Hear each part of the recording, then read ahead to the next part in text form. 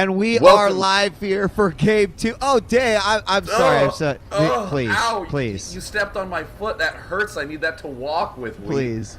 But that's Please. okay. It's okay. I have another foot that's well equipped for kicking and hopping. We do have Game 2 between Fnatic MSI's Sen, who spawned in the north position as the lush red Zerg.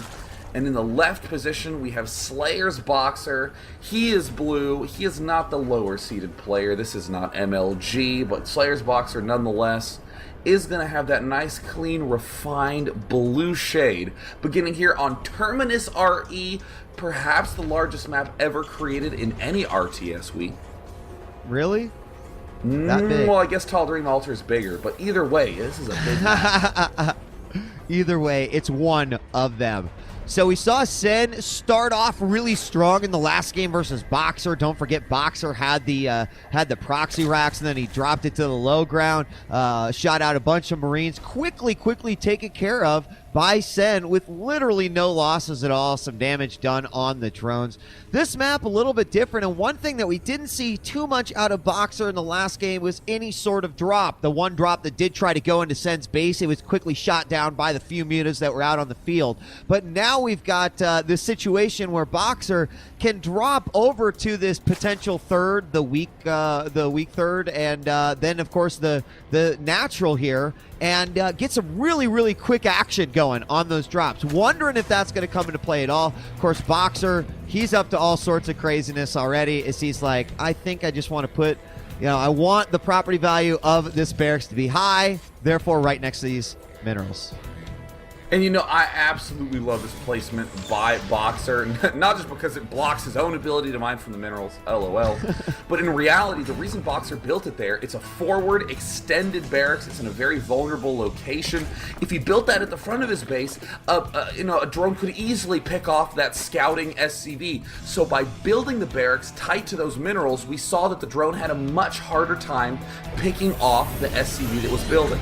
And now that the Marine's out, look, BoxeR's going to scoot it back to the front again. It's those little tiny touches. A lot of Terran players just say, yep, the drone, it'll just kill off my building barracks. I couldn't possibly do a forward barracks. BoxeR just forces it to happen by being so awesome.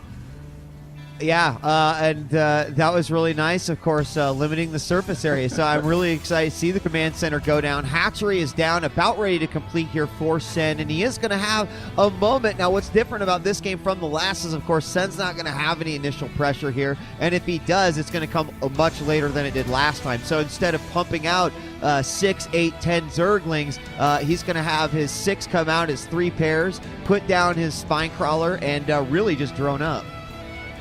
Yep, I absolutely love any sort of huge macro play with that initial spine crawler on this map. I mean, whoa, this isn't the version of Terminus where there's the backdoor rocks. Wait a minute. Oh, I even love the way that both these players are playing even more. For any of you who didn't know, there's been some recent changes in some of the Korean versions of this map where there is an entrance to that third rich gas expansion. But instead, on this one, this is just the easy 3 basey. And we're seeing BoxeR go 2 racks, immediately throw down the orbital command and the double gas. There's the factory going down. Now, a real danger is that if you were up against Maro would 100% go for the huge Baneling bust. But right. Because Sen is in fact not Maro, my powers of argument are amazing.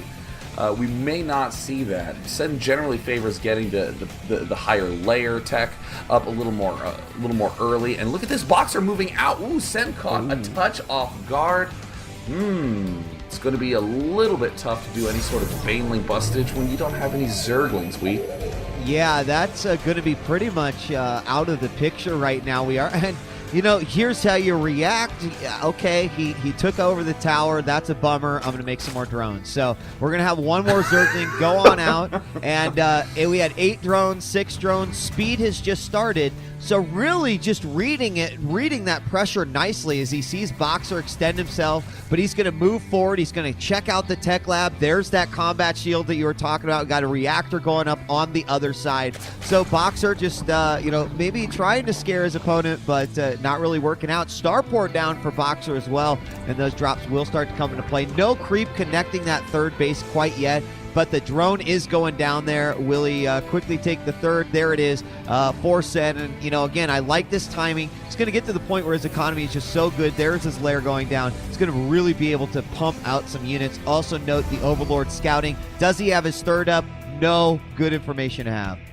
Oh, we're definitely watching Slayer's BoxeR play because there are 2 Vikings getting produced at that starport. I was trying to do some sort of giant mind-bending exercise. Yeah, if he maybe gets the combat shield and goes for a fast drop, he'll have healthy Marines to wedge in. No, screw all that. He is going to kill Overlords. And look at the mini-map. We even see Sen. Oh, no, it doesn't even have Overlord speed, but has an amazing Overlord spread. And these are going to wreak havoc. And now, finally, BoxeR setting up the double medevac play, getting barracks 3 and 4. And there, oh, gosh, I used to rush for Vikings in the beta days just to kill Overlords off. And I stopped after Artosis smashed me when I did it. But it looks like BoxeR bringing back that style, clearly watched my play and said, I can refine that. I can best Artosis himself, so I believe very, very clever play for this map. Yeah, and it's scary. Just like you said, as a Zerg player, suddenly you're panicking, you're moving the Overlords you have. It's taken away from your focus. You're making more Overlords. But against Sen, droning up, making more Overlords, bringing his Overlord speed on, getting the Spire. BoxeR, I really like the Vikings. I think it's smart. He's going to take out another one here as he's keeping Sen like constantly getting even more Overlord production. It's the combat shield drop. The combat shield dropping going on right now, and this is very, very clever. His opponent is unlikely to have a lot of units at this point in time. There are 2 Banelings. He has to be very careful. There's no stamina. Oh, he loads up, but loses half the Marines. BoxeR can't quite scoop the Marines into the appropriate position, so he says, oh, that's the appropriate position, and unloads again. He's going to be doing a little bit of up and down, loading and moving around action, but he has to be careful because we do see that there are more Mutalisks popping out. But look at the right side of the minimap. We see that there's that Viking from BoxeR has been doing some clearing out action. And man, just go to Fnatic Sen's view. He essentially only has Watchtower vision and his main. Those Overlords are gone. Drops are going to be much, much stronger. Yeah, you are absolutely right. All the Overlords pretty much inside the base. Mutas are out, and that is going to help his cause a little bit. He's got quite a few. I see at least 8 at his disposal right now. Also going to put down some... well, that was just a spine crawler there. I thought he was going to maybe put down a spore crawler, but no. And again, oh my god, we got Medivacs going across. Mutas are going to run into him, but he's going to be able to get the drop down. Will he take out? No, he won't. He won't. He almost did some serious damage, even if only one of those Medivacs would have gone down. He's going to swing around once again in the back line. There is a missile turret. He's going to pick off 1-2 SCVs, but lose a Muta in the process. So poking away here, but how much damage can he actually do, Sean? Oh, I don't know, El Doctor. He wants to do insane amounts of damage to something, maybe a supply depot, maybe some kind of medevac, and but oh gosh, and if we again look at the right side of the map, BoxeR, woo, getting the lucky scout with those Vikings, spotting that 4th base from Sen, but more importantly, was doing harassment damage at the back of Sen's base while that whole Mutalisk crisis was going on. That is what we mean by BoxeR as an amazing defensive player. There was all that craziness going on in his base. Not only did he help keep it alive, but managed to use it as an opportunity to do a little bit more pressure. And I will say, of all nightmares to happen to the Zerg race, I would put number 1 as the medevac with 1 health left in the Terran base, and you're like, I'm sacrificing every one of these Mutalisks just to kill that medevac. That medevac needs to die. And all the Marines are like, shh, that's the stuff. And you're like, please just kill it. And that is, of course, a very tragic moment for Sen, not killing the medevac and also spotting that bottom expo. Yeah, Mutas are moving into the base, and I don't think this is not good. There are lots of Lings moving around, but we've got the Terran now moving in. BoxeR is going to scan. There are a few Banelings coming out, but there are not a whole lot. They will get taken out by these Marines as they sit forward. All the Banelings pretty much gone. More going in the back. 2 did manage to survive. The siege mode has gone down, and here he goes for the attack.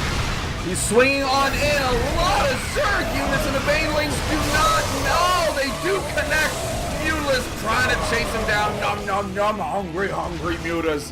Gonna just rip through those weakened Marines. That one Baneling hit was all it took, and look at this BoxeR on the right side of the map. The Hero Vikings trying to do their paltry 12 damage a shot, but a dozen damage is not going to be enough for almost 2 dozen Mutalisks. Gonna rip them right on down, but of course, because this map is Terminus RE, we go to the base of BoxeR. We see plenty of racks, 3 bases, and a bunch of turrets being thrown down in BoxeR's main. He clearly is concerned about that enormous Mutalisk count. He is definitely concerned as we have Thors being produced. Keep in mind we have some Zerglings down here from Sen, not only to make sure that there's no crazy expoing going on, but also, you know, he can use those later on in any sort of attack, bringing Zerglings in from the back. We see some Overlords spreading around the base to get some vision, might even drop some creep on those 3 expansions. Mutalisks are swinging around to the third. There are a lot of missile turrets here, but he does have good muta numbers. He's just going to go ahead and hit that refinery, which will do damage to the surrounding SCVs as well. Is he going to move in again? He's got to watch out for that Thor in the back. I don't think he can quite see it yet. As we check out the vision, Thor's going to get off a shot. Oh, and it does do a lot of damage. And that is a whole bunch of orange and yellow mutas. And Sen, again, bringing that refinery down to 1 life. That is his talent with Mutalisks, getting just to the edge and going, no, I've had enough. I just wanted to let him know I could have killed him. Brought him within an inch of his life. Literally. You see it, there's that hatchery. Going down for Sen, a 5th base. Loving the big expand play from Zerg. You know, a lot of Zergs, you know, read an article by La Lush where La Lush was essentially saying that more than 75 drones, more than just saturation on 3 bases, can't really help for Zerg to get 4 or 5. But that's just mineral-wise. Zergies have been going gas crazy. Dude, there's 2 Thors. There's 2 Thors. They're in medevac. Oh, he dropped them. He dropped them. Got some huge shots off on the mutas. I'm sorry. It looked like he was going to go for a drop, but not only was it scouted now, but he damn near took it out. And it looks like BoxeR is going to counterattack. You do see now the medevacs trying to swing their way back over. Look at that amazing tacticianry. Oh, I love that play. He is trying to find himself a good opportunity to be aggressive, but the Thors, because they're slow, no big deal. Just going to use the medevacs. I mean, BoxeR just getting in amazing position, but look at Sen as units on all sides. Yeah, you know, he doesn't have Baneling speed, and I think that if Sen had speed, this would be like a no-brainer, like an easy battle. He's going to go ahead and move in. Banelings are coming in slow and steady. They too take out the front Marines. Lings and Mutas coming in from the back, but the Mutas have to move back the moment all the Lings are gone. And again, think about how much different that battle would have been with Baneling speed. We do have some Infestors out, but here comes BoxeR's army yet again. A lot of Banelings are in danger. Muta's in danger as well. That Thor is almost dead, but he can't just sacrifice his Mutas to go in there and get it. There's still a lot of Marines, and BoxeR is starting to break the reinforcement line here as well. Has to be very, very careful, though. I mean, there's a lot of Zerg units getting regrouped. Sen has a ton up at the top of his base, a lot of hatcheries. He has more units swinging around the backside, and Infestor in that group as well, trying to swing in. BoxeR stimming Marines to try to join with the huge blob, but will another counterattack possibly bring the end to BoxeR in the main? BoxeR's having to be very, very careful. Now unloading some units into the main. Oh, and a Baneling hit in the main. Just cleans that little counterattack drop. But man, BoxeR still having some amazing positioning in the center, but it's kind of a stale position for BoxeR. I don't actually know if he can really move much farther forward. Yeah, I don't think he can right now. I mean, again, he's cutting off the reinforcements. There is a small army that is moving out from BoxeR, and it does take Sen by surprise just a little bit. Banelings will move forward, and I do think he'll go ahead and get rid of this. Now, this could be nasty if BoxeR can really cripple the production. All that's going to be left is basically what is up there, and I do think that Sen could make an army from both sides of the map that he actually possesses right now. So we are going to see some Marines break off and try to take out some of those other bases, knowing that there's some shenanigans going on. A lot of Zerglings, a lot of Banelings in the natural, but again, these Mutas now taking out factories, taking out the front line. There are a lot of Marines there, but still so many Mutas. So the production is getting hit, and now Marines moving into this 5th. Oh, but so many Zerglings from Sen just wrap right around those Marines and give them a friendly Zerg hug. But of course, it's not quite compatible. We see more units swinging from Slayer's BoxeR, another medevac Thor. Very, very cool play. Helps increase the mobilities. That is the new Terran Reaver. And there it is. Oh, huge hits from the fours, but look at the Zergling count wrapping around everything. Oh my goodness, look at that macro from Sen. Incredible numbers of units. BoxeR, no amount of micro can help you defeat 50,000 Banelings. We Lord of the Lings indeed. Sen just rolling on in, trying to siege out. A lot of Marines spreading out. Banelings trying to roll in. Good control by BoxeR, but there are way too many Zerglings. Doesn't even matter. Oh, ow, weak. Oh, good game. GG. Holy crap, good freaking game. I'm clapping with you. You know, you see that snapback? And not only that, but there were, I mean, think about it. They were from Sen's Natural. He had probably, let's say, 20 Banelings. By the time he got to the front of BoxeR's base, he still had like 7 Banelings. Like, the control was actually phenomenal, really letting the Zerglings go in, take all the damage, deal with all the units, and then controlling the Banelings independently, picking off all those small little sets of Marines in there. Phenomenal control by Sen, and again, really like pushing the limit there. Did a great job with his mutas. You know, I think you really deserve that win. I mean, there's always an idea that I call momentum, Wheat.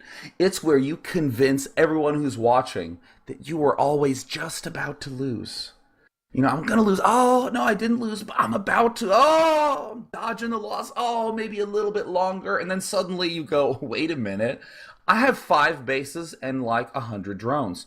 Actually, in the drone counting station, let me actually just take a look at that. 78 drones, and in addition to that was almost at 3-3 upgrades for the Lings, had 4 hatcheries blasting out insane amounts of units. And we saw Sen hold on and hold on and hold on, and then with a wild swing of momentum, DeFlam just blasted him down with giant pair of Zerg brass knuckles right in his tearing forehead.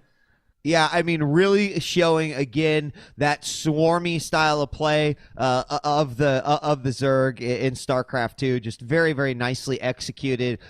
You know, and again, like BoxeR, once he sort of got crippled a little bit, kept on like standing back up, like, you know, in those like movies where guys are fighting and he just keeps on getting up and getting up. Unfortunately, just finally KO'd in the end. And, you know, Sen, I think you talked a little bit about momentum. Good momentum going into the next map, which is going to be on Metalopolis. And I feel like I can almost completely ignore some of the earlier comments made about BoxeR Day when we sit here and go, he's 2-9 versus Zerg. And I mean, yes, I'm going to make this comment even after Sen winning, because even in that game, you know, there were some very good plays by BoxeR. So the next games are just, they're going to be great. I know it. It's kind of insane to think that we're going into game 3, and this is a best of 5. We're tied 1-1. It's like we just get to see a best of 3 all over again. It's like, all right, well, I got my stretches done. I did my shoulder circles before the match, and now I'm ready to step up my game. I've been watching the Karate Kid for 3 days, and I'm ready to do this. Yeah, with the crane kick, except honestly, LaRusso, you know. I've got bad news, Day. I've got bad news. The last time I made a Karate Kid reference during a TL Open, like several people in a Team Liquid thread were a little upset because they just didn't get it. They don't know the greatness that is Danny LaRusso, and it makes me sad a little bit. Yeah, all they know is Will Smith's kid. Yeah, I know Ralph Macchio, baby. Yeah, I don't even know Will Smith's kid's name. He's just Will Smith's kid was the guy, you know, in the movie. And honestly, I want to throw it out there. If we are doing the Karate Kid comparison, then Sen is not only the guy who breaks your leg in the semifinals and gets disqualified, but he'll just step up on the ring in the finals and break your other leg. That's right. Put him in a body bag. Yeah.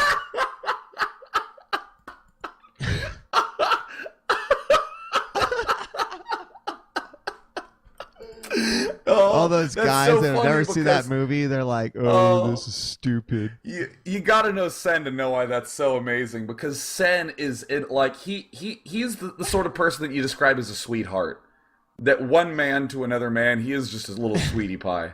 And I mean, he's a ferocious, fearsome killer in the game, but like when he shakes hands, it's such like a gentle, fragile handshake. It's like brushing your arm against a spider web. It's barely there. He's just a sweetheart. And the idea of him, we'll put him in a body bag. Oh, well, with that being said, should we move along to game 3, sir? Yeah, and then I'll get my laughing out in the break, but you do the intro. I'm muting my microphone. All right, guys, don't go away, because when we come back, PokerStrategy.com, TSL3, round of 16 continues. It's Slayer's BoxeR versus Fanatics Den. We are tied 1 game apiece, going on to game number 3.